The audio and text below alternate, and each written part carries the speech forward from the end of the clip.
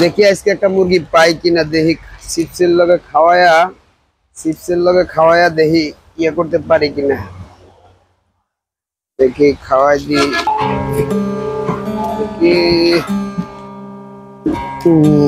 ভাই কই যাইতেছেন ভাই?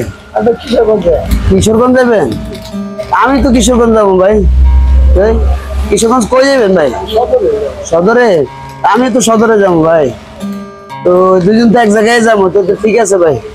একদম চিপস খান ভাই, ভালো আমি কিনছি রাস্তাতে ভাই। ভালো ভালো খান, আমি রসিয়া নামে আমরা খাবো। খান দেখ চিপস খান, খান ভাই খান, সমস্যা নাই।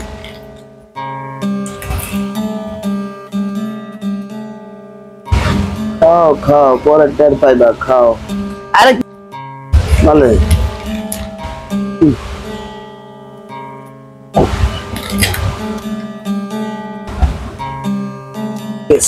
ভাই, এই তো সুযোগ।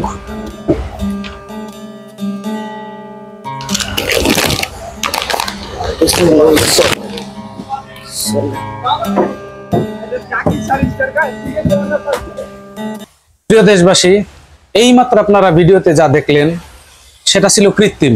আমার এই ডান দিকে এই সিটে বসা দুজন ভদ্রলোক একজন আরেকজনকে কিছু খাওয়ালো, অজ্ঞান হয়ে গেল, তার জিনিসগুলো ছিনতাই করে নিয়ে গেল। ঠিক এই বিষয়টাই অহরহ আমাদের দেশে হচ্ছে।